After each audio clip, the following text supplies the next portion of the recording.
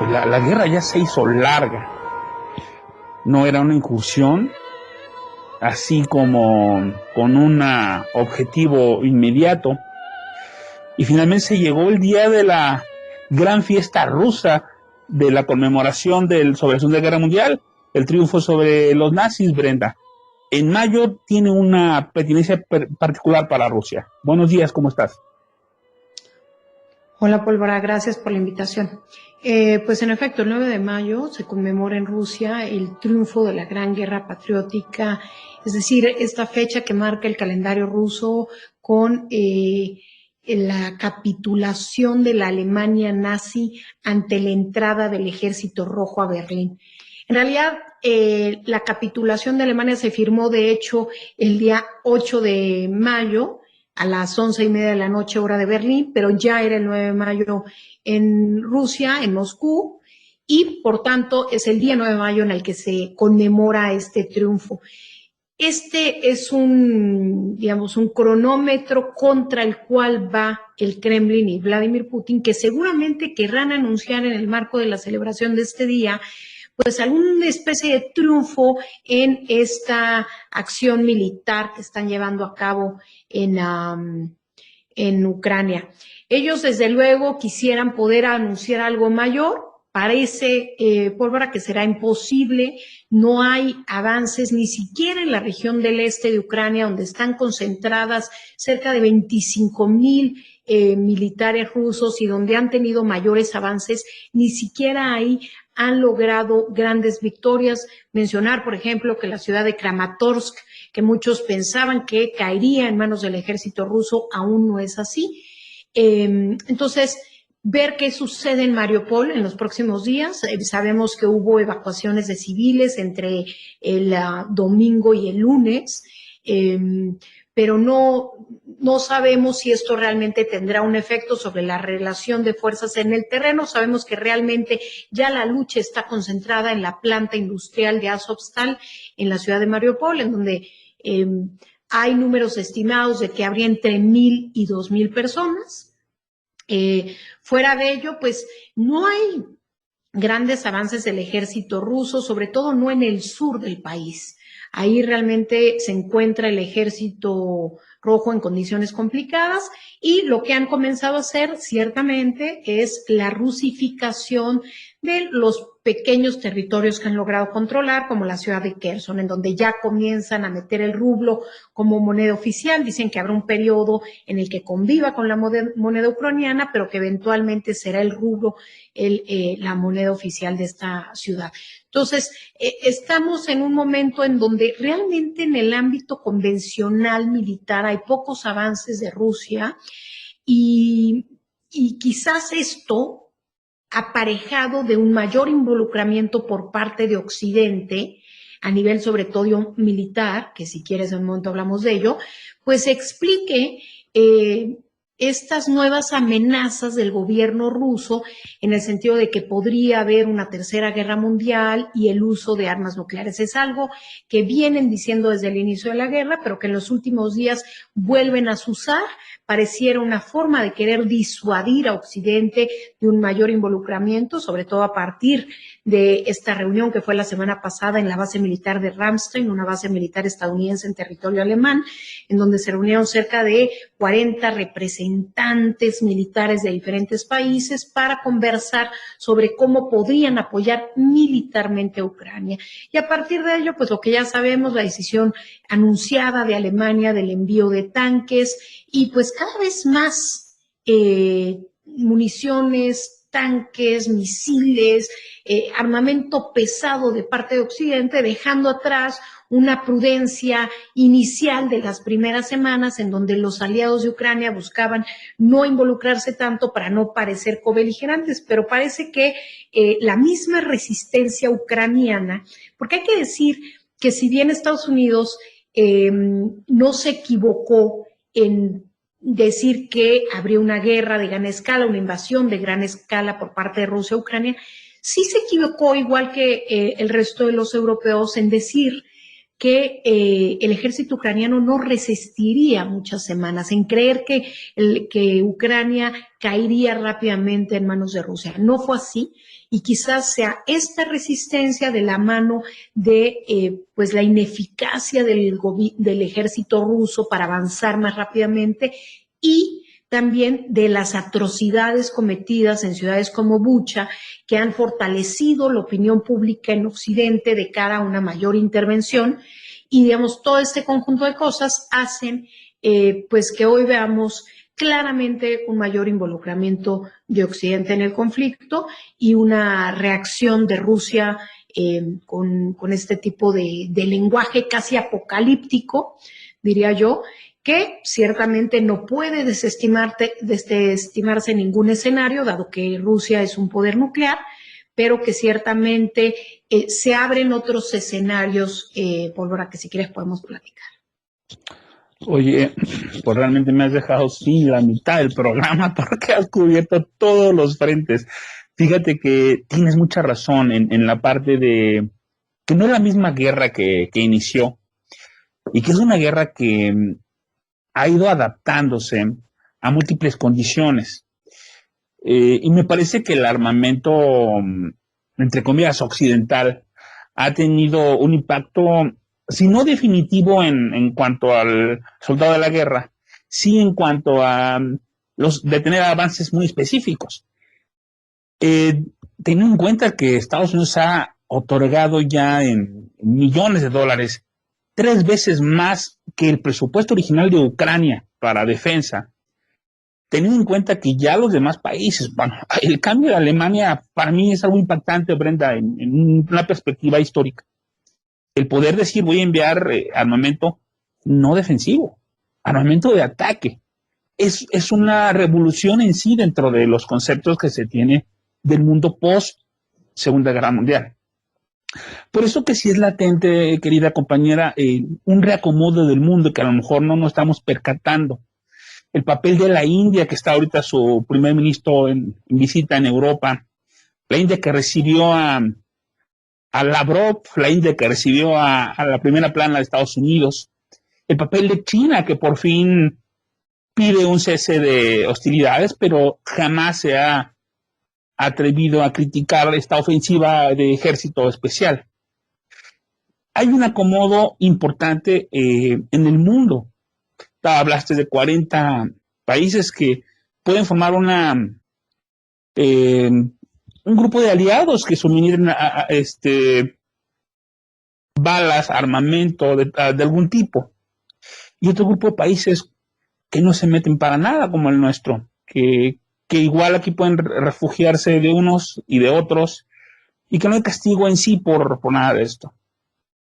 En Europa en sí, según lo que he leído, hay una dependencia importante de no solo del gas, sino del petróleo y del carbón de Rusia. Y ellos sienten una guerra diferente, que se llama una guerra económica, porque Rusia, al cerrar llaves muy particulares a países que no tienen acceso a otros gasoductos, como Bulgaria, como Polonia, bueno, Polonia tiene un stock importante. Y bueno, países como Argelia negándose a que España pueda compartir con terceros lo que importa de gas, nos hace ver que el recambio energético debe ser inmediato, pero esto no puede ser rápido y tampoco hay una infraestructura para que sea a corto plazo. ¿Cómo sientes que esta guerra económica, bueno, los europeos la notan más que la guerra en Ucrania, según lo que yo estoy entendiendo? ¿Cómo ves que se va a desarrollar esto? Porque no puede ir para atrás de nuevo la tendencia que estaba antes en favor de las compras hacia Rusia. Y no hay sucedáneos en este tipo de materiales. ¿Qué visualizas tú en perspectiva para Europa de a partir de esta guerra, amiga? Yo creo que hay son dos vertientes de una misma guerra. Una es la guerra militar en el terreno y la otra es la guerra económica, que tiene que ver desde luego con las sanciones impuestas por Occidente a la economía rusa y con los efectos que estas sanciones tienen de manera boomerang en Occidente y también con los efectos de la misma guerra. Lo que vemos desde luego es una Unión Europea que al mismo tiempo que denuncia la guerra en Ucrania, la está financiando a través de la compra de hidrocarburos. Es imposible para la Unión Europea en este momento, de un día para otro, dejar de comprar por completo gas ruso. Puede disminuir su dependencia, lo está haciendo, pero el costo de tirar, digamos, del gatillo, de lanzar el boicot a todos los hidrocarburos rusos tendría enormes consecuencias en las economías de Europa.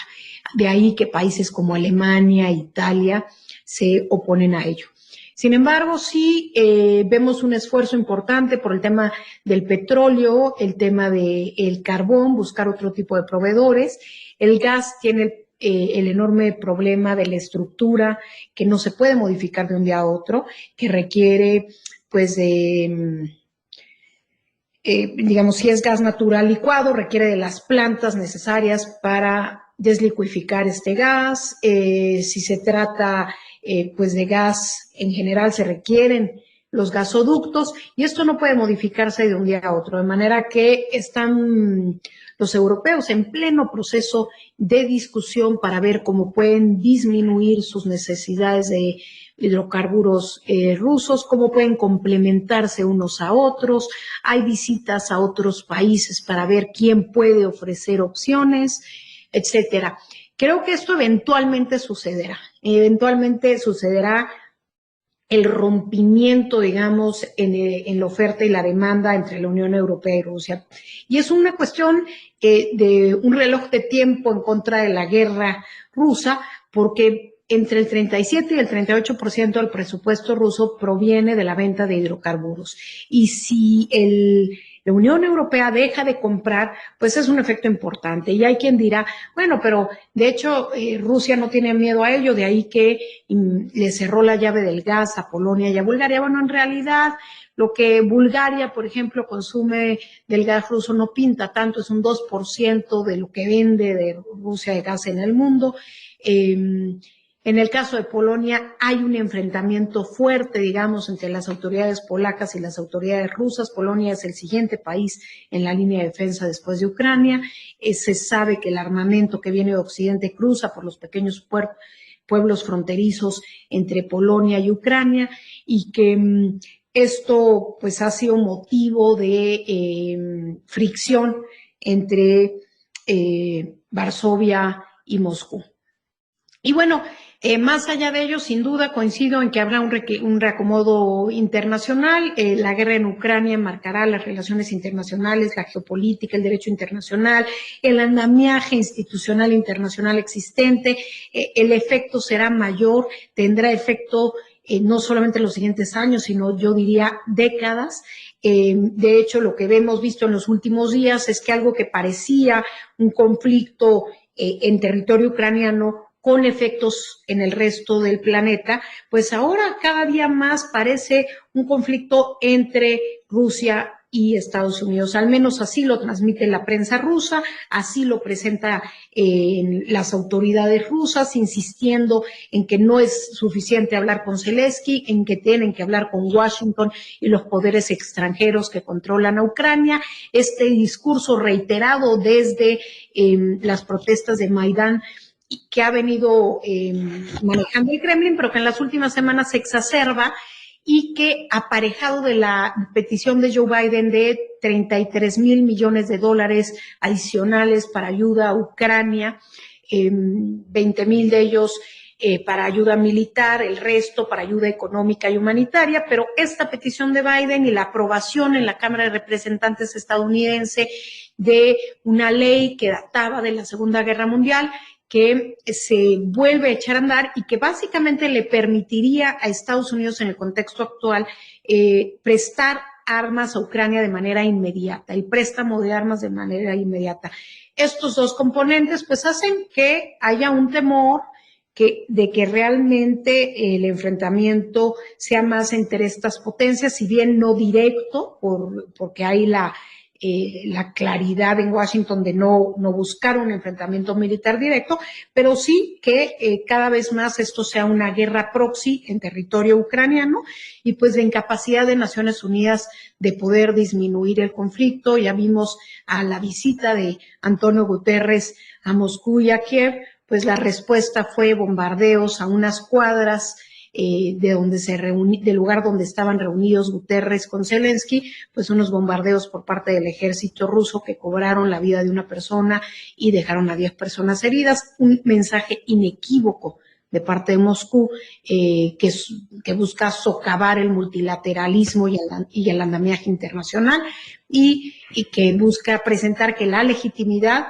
de la acción militar en Ucrania no se da en el derecho internacional, sino en los propios motivos rusos.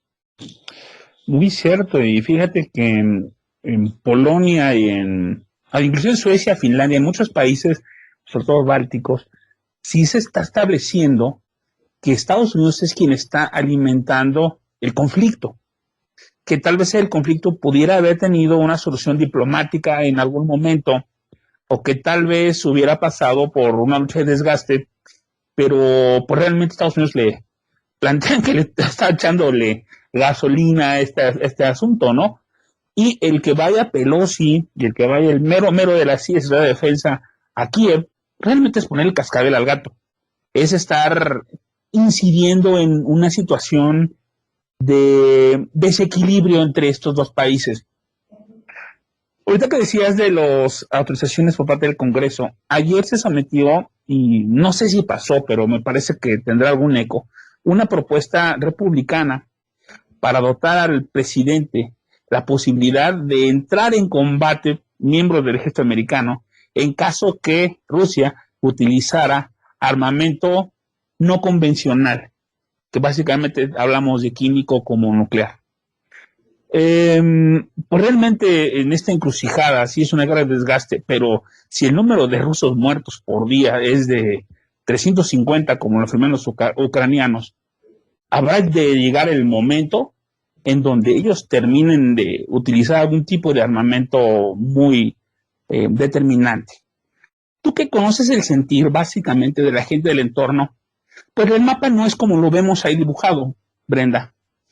¿Tú sí consideras que existe en la parte de Transnistria, en la parte de Moldavia y en algunas otras regiones un genuino movimiento prorruso, o crees que esté incendiado con pues presupuesto ruso este tipo de actitudes?